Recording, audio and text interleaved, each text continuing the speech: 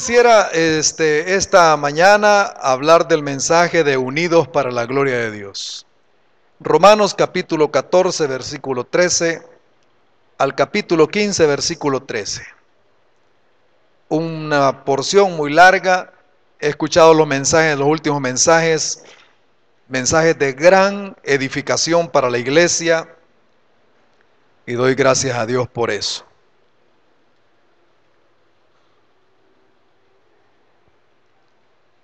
Este mes de octubre, es el mes de la Reforma. Es el mes en el cual celebramos aquel hecho histórico, ¿no?, de la Reforma protestante, la Reforma evangélica que hubo en el siglo XVI. Particularmente el 31 de octubre, ¿no?, celebramos esto. Pero todo el mes es mes de la Reforma. Así que recuerden eso, además de ser el mes del niño, es mes de la Reforma. Muy bien. Vamos a leer unos versículos, hermanos. La semana pasada llegaron hasta el versículo 12. Así que hoy vamos a leer capítulo 15, versículo 1 al 6. Y después vamos a compartir el mensaje desde el 14:13 al 15:13. Leo capítulo 15, versículo 1 al 6. Así que los que somos fuertes debemos soportar la flaqueza de los débiles y no agradarnos a nosotros mismos. Cada uno de nosotros agrade a su prójimo en lo que es bueno para edificación. Porque ni aun Cristo se agradó a sí mismo. Antes bien, como está escrito, los vituperios de los que te vituperaban cayeron sobre mí. Porque las cosas que se escribieron antes, para nuestra enseñanza se escribieron, a fin de que por la paciencia y la consolación de las Escrituras tengamos, ¿qué dice la palabra, hermanos? Esperanza. Pero el Dios de la paciencia y de la consolación os dé entre vosotros un mismo sentir según Cristo Jesús, para que unánimes, a una voz, glorifiquéis al Dios y Padre de nuestro Señor Jesucristo. Oramos al Señor. Padre, te damos gracias. Esta es una oportunidad especial la que tenemos. Gracias por la familia que tú nos has dado, esta familia espiritual, una familia real que tú nos has dado.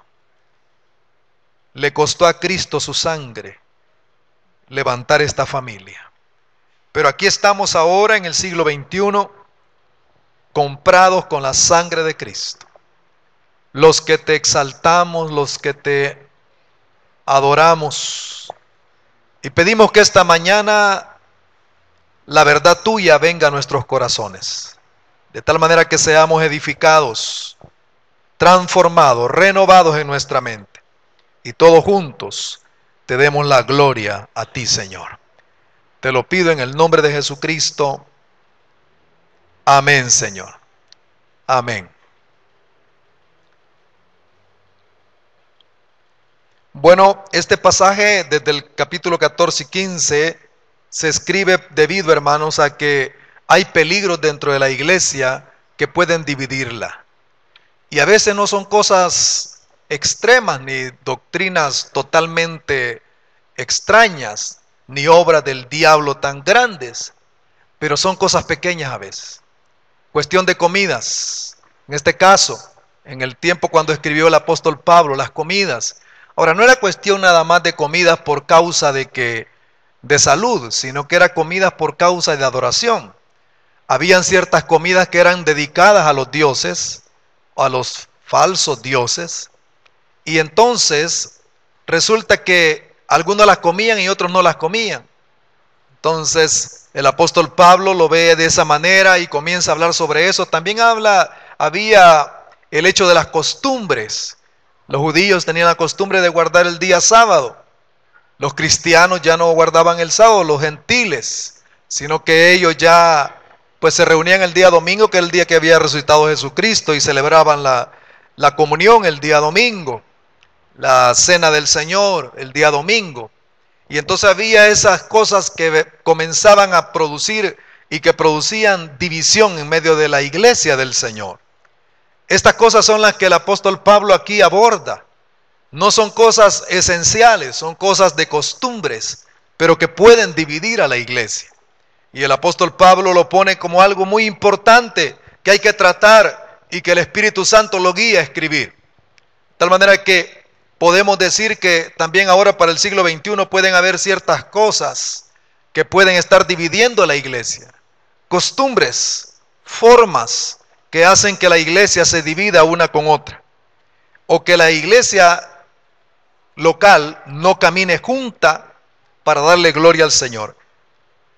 Ahora, definitivamente que el recibirnos unos a otros en el versículo que hemos leído, bueno, no hemos leído, pero el versículo 7 dice, por tanto, recibíos los unos a los otros. Capítulo 15, versículo 7. Recibíos los unos a los otros. Este es un mandamiento. El evangelio incluye el llamado a vivir en comunidad. Recibirse unos a otros. La semana pasada aprendíamos que el mayor o el que ha madurado un poco más reciba al otro y lo ayude. Pero aquí ya incluye a todos. Recibíos unos a otros. Porque ciertamente hay tanto que hacer sobre esto. Hay tanto que hablar sobre esto de recibirnos, de no rechazarnos, de no excluir al otro. No puede excluir el joven al más joven, o sea, el joven que es maduro, decir, no, estos muchachos, yo no puedo estar con ellos, ya me caen mal. Y no, hay que aprender a recibirnos unos a otros. O el que está casado y que ya tiene los hijos grandes y de repente llega uno que está casado y tiene los hijos pequeños y llega a la casa y aquel niño pequeño, ya el que está más grande, tiene sus cosas más arregladas y el niño pequeño llega y hace algo y dice, yo no quiero que vuelva a venir aquí a la casa. Y entonces ya no recibe al otro que tiene niños pequeños. Apréndanse a recibir unos a otros. Habla acerca de que si usted tiene una costumbre y que el otro trae otra costumbre y somos la familia, porque esta es la familia de Dios, ¿no? ¿Cuántos creen que somos la familia de Dios? Así que dígale a su hermano, hermano, somos la familia de Dios. Ustedes son mi familia. Somos familia de Dios. Quizás alguno tiene la costumbre de no hablar mucho y no habla casi con nadie. Y usted lo ve y el otro dice, a mí me encanta que la gente hable y tiene la costumbre de hablar y de hablar bastante. Entonces dice, bueno, no me gusta. Y esas cosas son las costumbres que a veces pueden dividir. Dividen los grupos, dividen las congregaciones. Al fin y al cabo Dios quiere que nosotros seamos una comunidad, pero la comunidad es un don de Dios. La comunidad es un don de Dios. Vivir en comunidad es un regalo de Dios. El Salmo 133 lo leímos al comienzo de esta celebración. Dice de que esa comunidad desciende, así como desciende el rocío, así la vida de comunidad desciende de Dios. La vida de comunidad no es una cuestión de estarla reclamando unos con otros. Mira, vivamos en comunidad y vos, ¿por qué no vivís en comunidad conmigo? Terminamos más divididos. La verdad es que la vida de comunidad es un regalo de Dios. Digan conmigo, la vida de comunidad es un regalo de Dios. Yo no la puedo producir, yo no tengo la fuerza para producirla, ni usted no la puede producir. La comunidad es un regalo del Señor, Él la da, y es más, la comunidad es un milagro. Vivir en comunidad es un milagro, es un verdadero milagro que vivamos en comunidad. La Biblia nos habla acerca de esto, de cómo tenemos que aprender a vivir en comunidad. Este pasaje nos habla sobre eso también. Por ejemplo, en el capítulo 14, versículo 15, dice, pero si por causa de la comida tu hermano es contristado, ya no andas conforme al amor. Porque alguien no decía, yo voy a comer, decía algunos, y de esta manera ni los dioses ni existen. Y yo nunca he tenido la costumbre. Dice, pero si tu hermano se contrista, ya no andas conforme al amor. No hagas que por la comida tuya se pierda aquel por quien Cristo murió. Entonces esto nos enseña que hay que aprender a vivir en comunidad. Nos enseña de que la comunidad es algo que viene de Dios, pero que Dios nos enseña a vivir de esa manera. Por eso nos está exhortando aquí. Yo voy a utilizar, hermanos, bastante esta mañana el Evangelio según San Juan, particularmente el capítulo 17, para enseñarles algunas cosas. Porque la comunidad, si viene de Dios, hay que pedírsela a Dios. De hecho, el capítulo 15, versículo 6 dice: para que unánimes a una sola voz glorificáis a Dios, al Dios y Padre nuestro Señor Jesucristo. Pero el versículo 5 dice que el Dios de la paciencia nos dé esa vida. El Dios de la paciencia nos dé esa vida. Ahora quiero utilizar el capítulo 17 de San Juan, que es la oración de Jesucristo. Y utilizar unos versículos de ahí para que vean que Jesucristo mismo pidió eso. Capítulo 17 de Juan, versículo 11. Ya no estoy en el mundo, dice Jesús. Juan 17, 11. Voy a estar entre Romanos 14, 15 y Juan 17. Ahí voy a estar, hermano. Juan 17, 11, porque vean lo que dice Jesús. Ya no estoy en el mundo, mas estos están en el mundo. Y yo voy a ti. Padre Santo, a los que me has dado, guárdalos en tu nombre, para que sean uno, así como nosotros. Él se lo pide al Padre, le dice: Padre, que sean uno. El versículo 21. Para que todos sean uno, como tú, oh Padre, en mí y yo en ti, que también ellos sean uno en nosotros. Vea, Jesús se lo pide al Padre, el versículo 22. La gloria que me diste yo les he dado para que sean uno, así como nosotros somos uno. Jesucristo está orando al Padre. El versículo 23 dice: yo en ellos y tú en mí, para que sean perfectos en unidad. Es decir, la unidad es un regalo de Dios, nuevamente, y lo quiero enfatizar. La unidad nunca va a ser una realidad si no se la pedimos y se la clamamos al Señor. La unidad no es el resultado de mis esfuerzos, de mi amabilidad, aunque yo debo ser amable, pero la unidad es el resultado de que Dios haga descender un sentir de unidad, una realidad de unidad. Hay que pedírsela al Señor. Una familia no puede estar unida si no se lo pide al Señor. Pueden tener actividades juntos, pero estar unida es otra cosa. Y podemos tener como iglesia actividades juntos, pero estar unidos es otra cosa. Porque cuando hay unidad se le da la gloria a Dios. Cuando hay unidad, Dios es glorificado. Dios es exaltado. Así que es importante la unidad, muy importante. Tal así que Jesucristo la ora, la pide en el capítulo 17 de Juan. Jesús está orando esta oración antes de morir. Cuando estaba con sus discípulos, les estaba enseñando. Cuando estaba en el aposento alto, después de darles todas las enseñanzas que les da, entonces Él se pone a orar. Y los discípulos son impactados con esta oración y queda esta oración ahí grabada para recordar cuál era la oración y el clamor de Jesucristo. Y Él pide por la unidad de ellos, porque Él ya se va. Ya no va a estar con ellos para guardarlos y protegerlos. Ahora ellos van a tener que vivir en unidad. Y entonces se la pide al Padre. Esa oración nos alcanza a nosotros ahora también. ¿Cuántos saben que esa oración nos alcanza a nosotros también ahora? ¿Por qué entonces es importante esta unidad? ¿Por qué es tan importante la unidad? ¿Por qué es tan importante la comunidad? Bueno, vamos a decir tres cosas esta mañana. Primero, porque es el camino para manifestar la gloria de Dios. La unidad es el camino para manifestar la gloria de Dios. En el capítulo 15, versículo 6, que hemos leído ya de Romanos, dice: para que unánimes a una voz glorifiquéis al Dios y Padre de nuestro Señor Jesucristo. Con la unidad, a una sola voz, así se glorifica a Dios. No con dos y tres voces, sino una sola voz. Imaginen ese milagro. Una congregación que tiene una sola voz. Imaginen ese milagro. Una congregación que tiene una sola voz. Ahora, yo sé que el capítulo 17, algunos de Juan, no voy a volver a él ahorita, sino que quiero el comentario es este. Algunos dicen: no, si la iglesia está unida místicamente. La iglesia está unida espiritualmente. Pero Jesús no está orando por una unión mística de la iglesia. Está orando por una unión práctica de relaciones.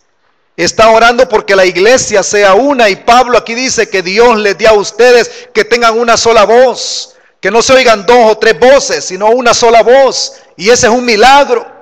Eso no lo produce el hombre, eso no lo produce la fuerza humana, ni el temor humano.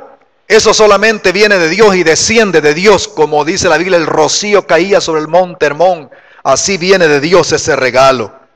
Por lo tanto, entonces, podemos decir ahora que el camino para la gloria de Dios es la unidad. El versículo 7 también de capítulo 15 de Romanos dice que también recibió los unos a los otros, como Cristo nos recibió para gloria de Dios. Para la gloria de Dios. O sea, recibirse unos a otros le da gloria a Dios. Dividirse rompe el corazón de Dios. Dividirse quiebra el corazón de Dios. Entristece a Dios. Porque el plan de Dios no se desata sobre la tierra cuando hay división.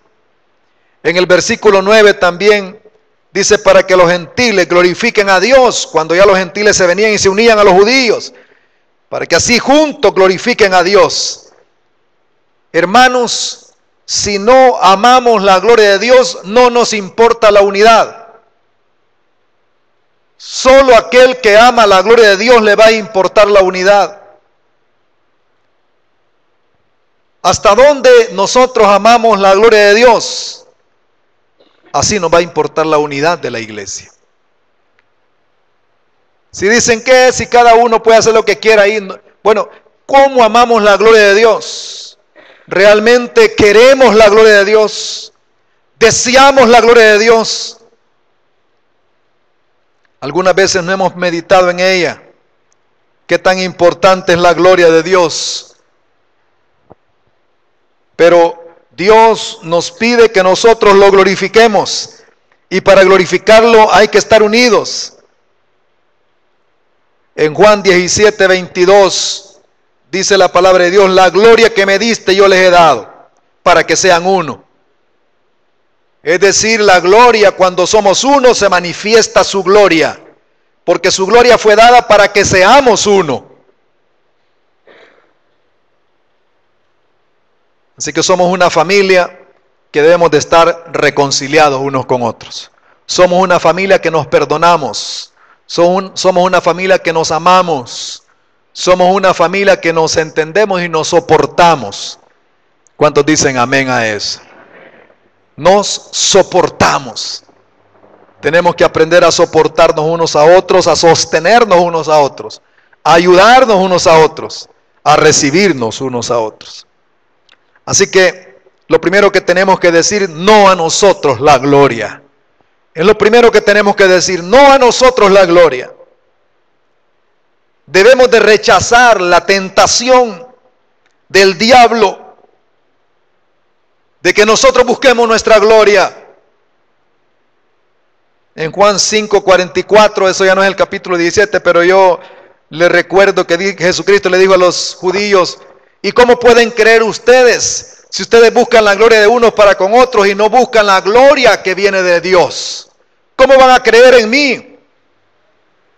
Porque buscan la gloria de unos a otros y reciben gloria de unos con otros. Lo primero para poder buscar la gloria es decir: Señor, ya no quiero gloria para mí. Renuncio a buscar gloria para mí. No a nosotros, dice el Salmo 115, no a nosotros, sino a tu nombre da gloria, Señor. Es una decisión: no quiero gloria para mí. Y hermanos amados, buscar la gloria personal es tan sutil que Jesús mismo dijo que aún la oración se puede usar para gloria personal. Si oras para que te oigan, si oras para que te vean, de nada te sirve, ya tienes lo que tú buscas. ¿Quieres gloria personal? Ya la tienes. Las cosas más espirituales se pueden convertir en la gloria personal. Si ayunas para los hombres para que te vean, ya tienes tu gloria. Agárrala, es tuya, pero no vas a tener la gloria de Dios. Ser buen padre puede ser para gloria personal. Yo soy buen padre. padre como yo. ¿No te has dado cuenta, hijo, cómo soy de buen padre, de buena madre? Gloria personal. Ser un buen miembro de la iglesia. El diezmar, que es un mandamiento de Dios y hay que diezmar, puede convertirse en una gloria. Mira, Señor, cómo estoy yo doy mis diezmos de todo, yo ayuno 2 veces por semana, este pobre que está ahí, no, nada de eso, ni para dar tiene, pobrecito de él, está maldecido, yo estoy bendecido. Y dice que ese hombre, el hombre que estaba quebrantado delante de Dios, salió justificado de ese lugar, dice Jesucristo. Porque decía, sé propicio a mí, que soy pecador, Señor. Así que las cosas, aún las cosas buenas, pueden convertirse en nuestra gloria y compiten con la gloria que viene de Dios. Yo doy gracias a Dios por esta casa que Dios nos ha dado. Esta es la casa de la familia de Campamento de Dios. ¿Cuántos dicen amén a eso? ¿Cuántos agradecen por esta casa? ¿Cuántas cosas hemos venido a hacer aquí? ¿Cuántas cosas se han hecho aquí? Algunos se han casado, se han hecho un montón de cosas aquí, predicaciones, ¿cuántas cosas? Es hermoso tener esta casa. Esta es la casa de nosotros, hermano. Amén. Dígale a su hermano, esta es su casa, hermano. Dígale a su hermano, esta es su casa, hermano. Y dígale, así que cuídela, cuídela. Amén. Así que, no a nosotros, es lo primero. Pero en segundo lugar, nuestra negación es el precio. Nuestra negación, el precio. Ese es el precio. Negarnos a nosotros mismos. Jesús lo dijo claramente. Nadie que quiera seguirme a mí y que no se niegue a sí mismo no puede seguirme, no puede ser mi discípulo. Nadie puede ser mi discípulo si no toma su cruz y me sigue. El capítulo 14, versículo 13, mire lo que dice. Así que ya no nos juzguemos más los unos a los otros, sino más bien decidir no poner tropiezo u ocasión de caer al hermano. 14:13 de Romano. Así que ya no nos juzguemos más. Ya no nos juzguemos más. ¿Acaso no tengo el derecho de juzgar al otro? Tengo el derecho.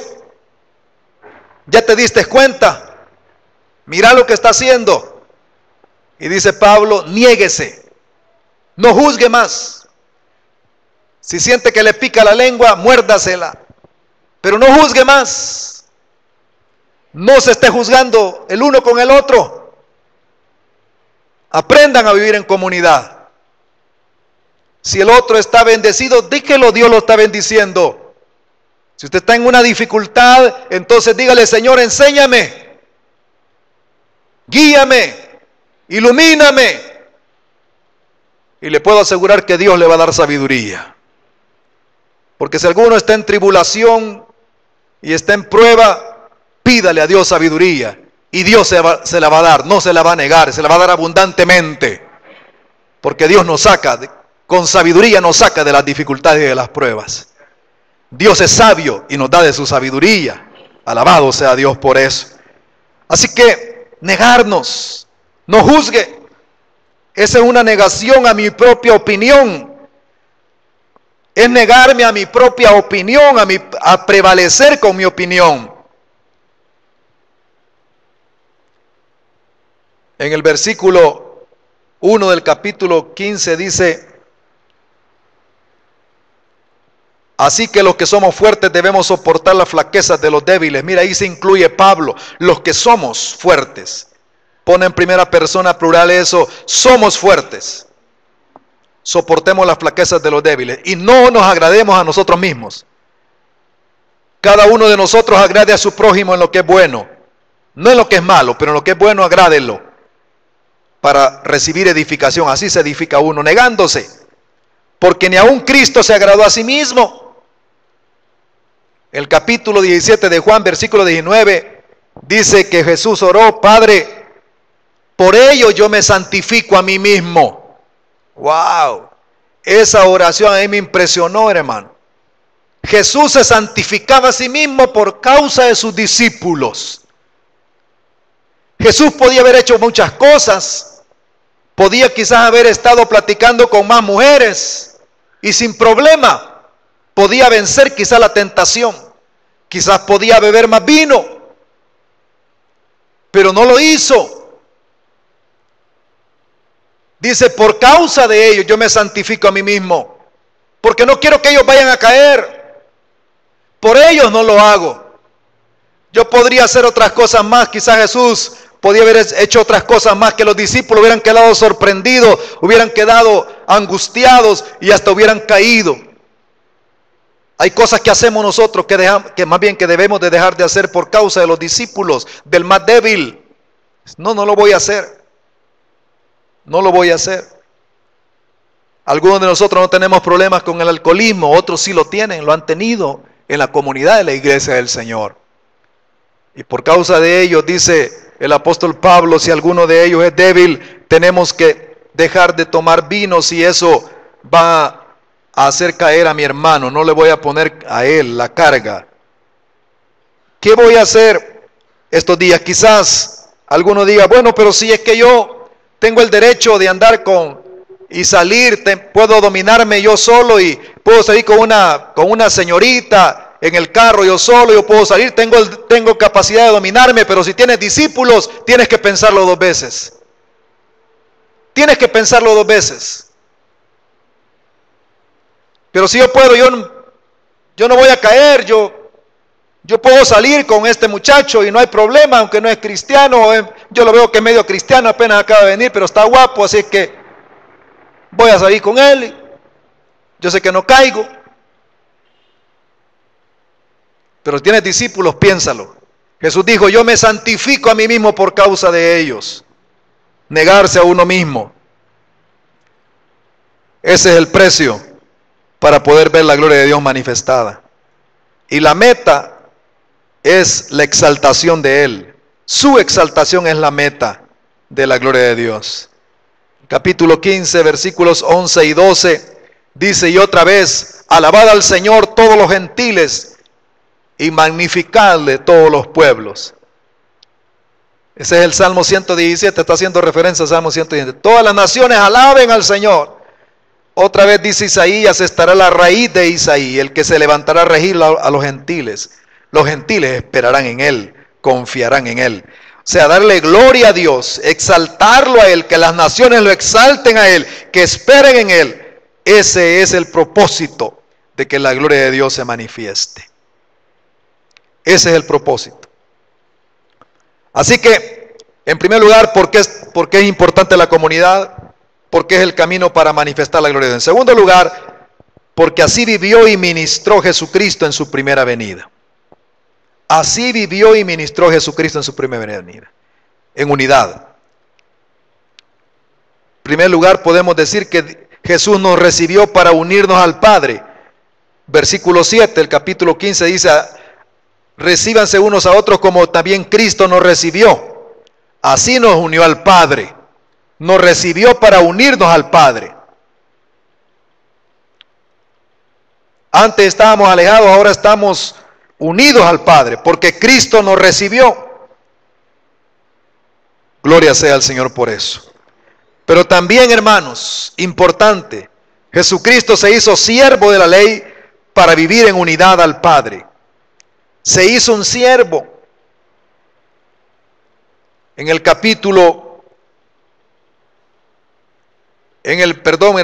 versículo 8, capítulo 15, versículo 8 dice, pues os digo que Cristo Jesús vino a ser siervo de la circuncisión, para mostrar la verdad de Dios,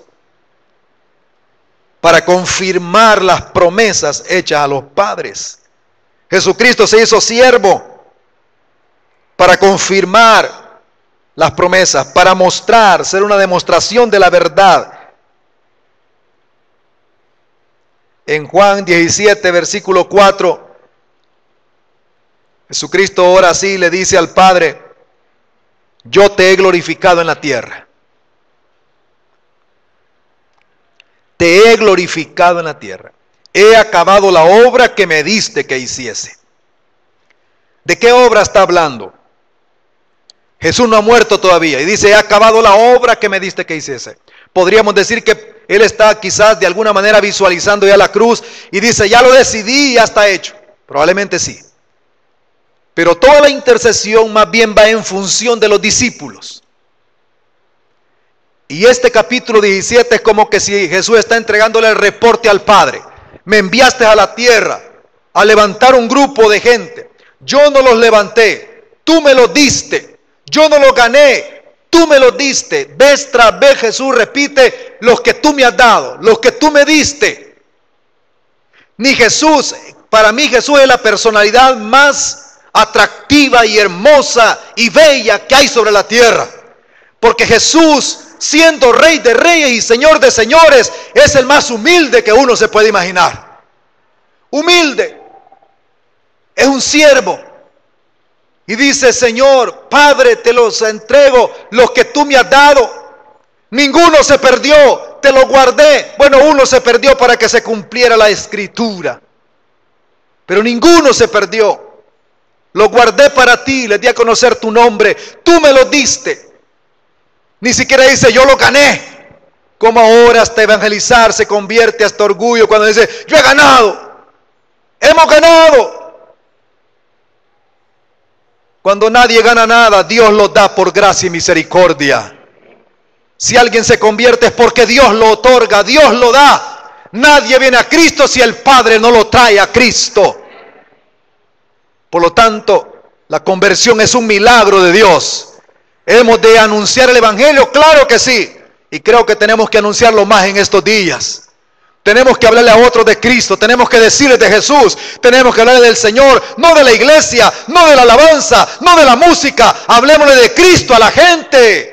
La gente quiere escuchar de Cristo, ver otra vez a Cristo. Está escondido Cristo ahora en medio de la música, en medio de las cosas. Ahora ya no se ve a Cristo. Necesitamos otra vez anunciar a Cristo, el Señor, el más atractivo, el bello, el hermoso, el Señor de señores y Rey de reyes.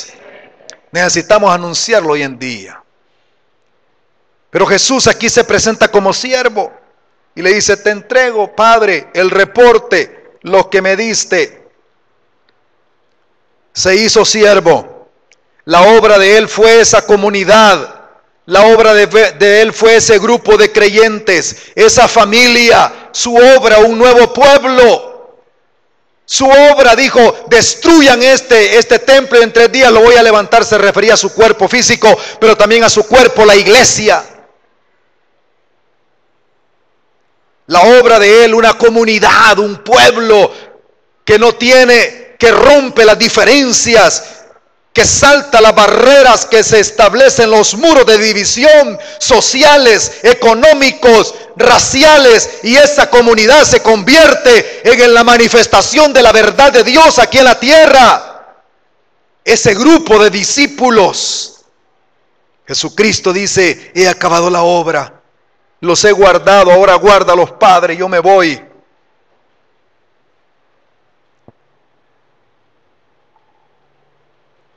Esa es su obra. Y dice en el versículo 20: mas no ruego solamente por esto, sino también por los que han de creer en mí por la palabra de ellos. Hermanos amados, esta mañana yo les animo a que le den la palabra a otra gente. ¿Me están oyendo lo que digo, hermanos? Para que otros crean en Jesucristo y se añadan y esto se cumpla. Señor, oro no solamente por ellos, pero por los que van a creer, por la palabra que ellos den. Háblele a sus amigos, háblele a su familia, háblele a sus compañeros, háblele de Jesús. No se avergüence de Cristo, háblele del Señor. Este es el momento que tenemos que anunciar a Cristo el Señor, nuestro amado Redentor. Siendo Dios, se hizo siervo y manifestó su servidumbre diciéndole: Padre, tú me diste una obra. Ellos lo que han creído es que tú me enviaste. Han creído que tú me has enviado. Qué tremendo. Así que él formó un solo pueblo. Podemos decir que esa es su obra. Formó un solo pueblo. De judíos y gentiles hizo un solo pueblo.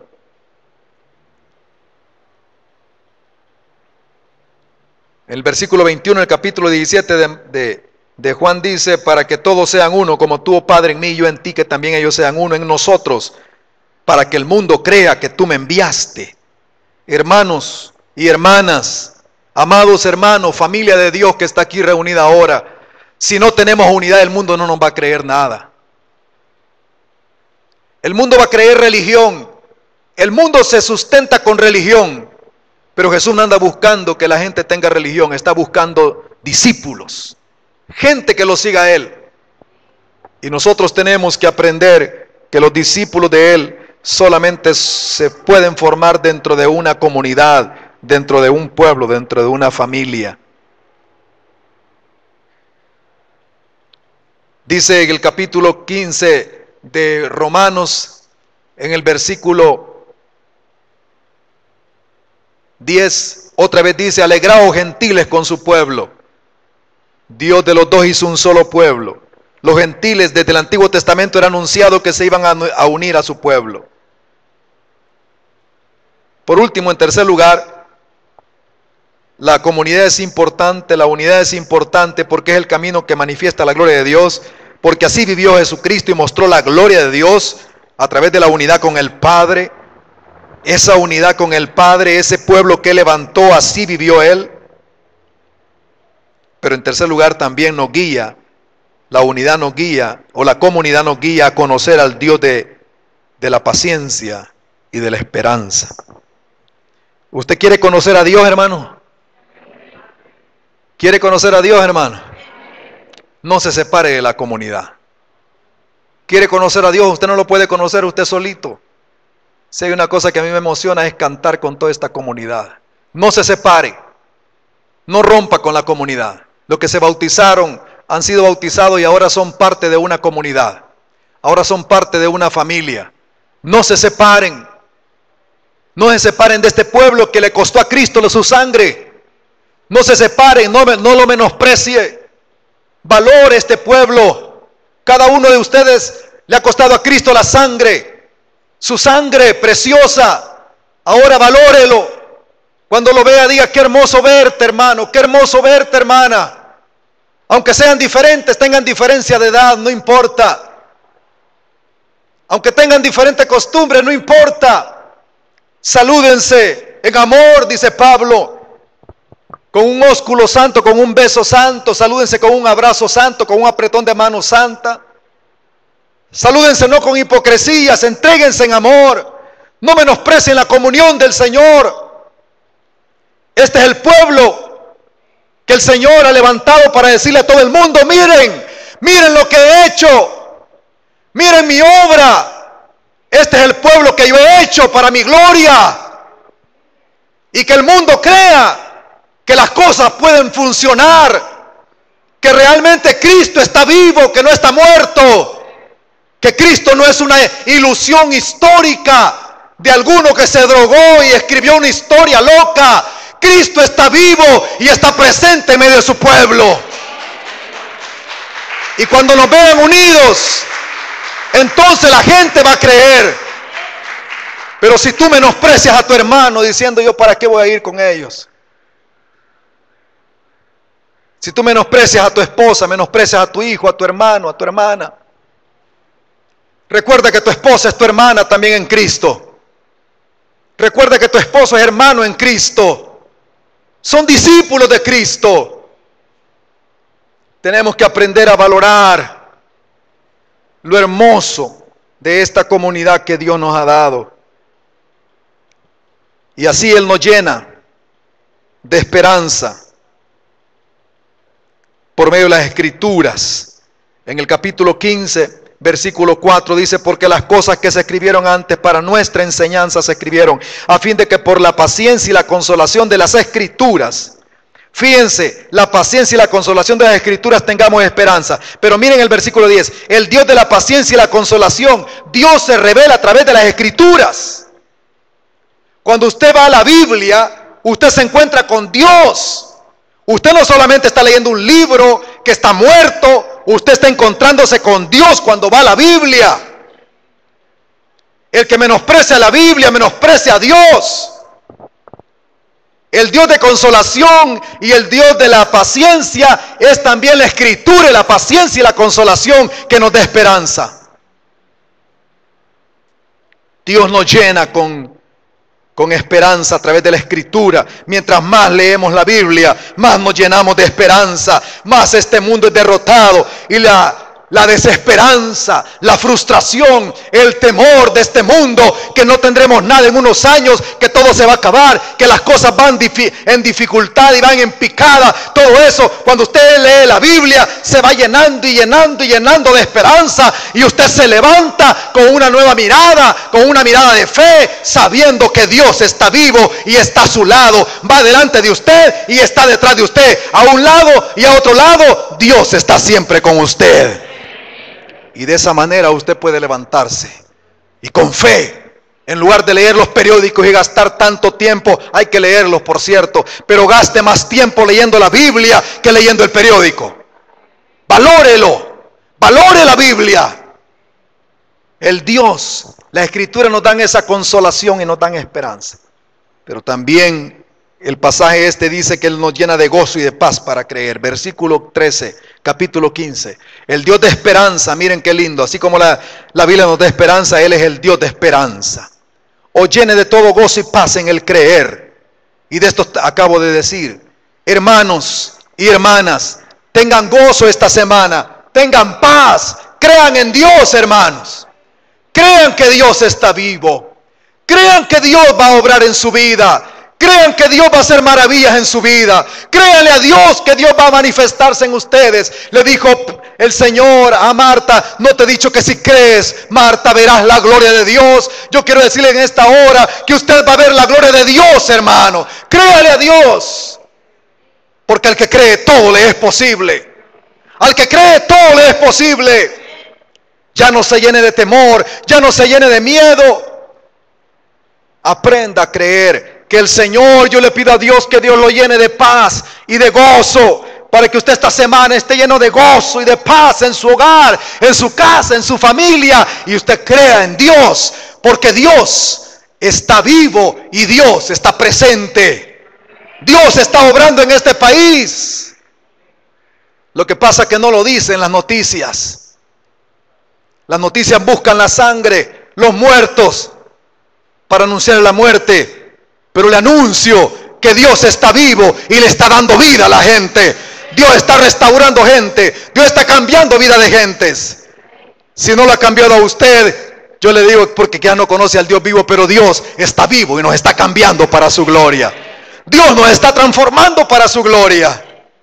Y Dios está haciendo cosas grandes. Dios nos llene de gozo. Y también Dios nos llena del poder del Espíritu Santo. Dios nos llena del poder del Espíritu Santo. Dice: para que abundéis en esperanza por el poder del Espíritu Santo. Lleno del poder del Espíritu Santo. Esta semana Dios quiere que usted, hermano, sea lleno del poder del Espíritu Santo. Y vea por favor el versículo 19. Dice que el poder es de señales, prodigios, en el poder del Espíritu de Dios. Lo que Dios va a hacer son señales, maravillas, prodigios. Esta semana, a partir de este momento, yo voy terminando ya mi mensaje. Cuando tomemos la Santa Cena, reciba sanidad en el nombre de Dios. Reciba sanidad en el nombre de Dios. Tome la Santa Cena con fe. Esto no solamente es para, acuérdese que Jesús murió. Acuérdese que Jesús murió y la sangre de Cristo ahora está viva, toca vida, sana. La llaga de Cristo sana a los enfermos. La llaga de Cristo sana a los enfermos. Yo quiero decirle en esta hora, para concluir mi mensaje, que tenemos que orar. Tenemos que orar para que la unidad sea una realidad y cuando tomamos la Santa Cena podamos darle gloria al Señor. Vamos a orar. Pidamos a Dios que haga descender su unidad sobre nosotros. ¿Cuántos dicen amén a esto? Que podamos negarnos a nosotros mismos para agradar a nuestros hermanos en lo que sea bueno para mutua edificación. ¿Dicen amén, hermanos? Pidamos que se reproduzca la vida y ministerio de Jesucristo en nosotros. Que seamos llenos del Espíritu Santo, de fe, de gozo, de paz y de esperanza en la gloria de Dios. ¿Cuántos dicen amén? Y para que unánimes, a una sola voz, glorifiquemos al Dios y Padre de nuestro Señor Jesucristo. ¿Cuántos dicen amén a esto? Oramos. Padre, en el nombre de Jesús.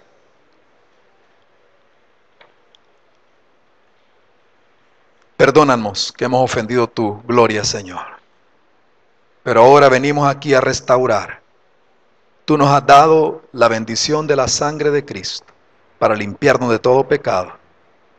Y ahora tomamos el jugo de la uva, que es nuestra comunión con la sangre de Cristo, según tú lo dices en tu palabra. Y comemos el pan, que es la comunión con el cuerpo de Cristo. Señor, gracias por darnos este regalo. Tú lo das, Señor. Por eso a ti es la gloria. Construye la unidad que solo tú puedes dar. Gracias, Señor. Te alabamos en el nombre de Jesucristo. Amén. Amén.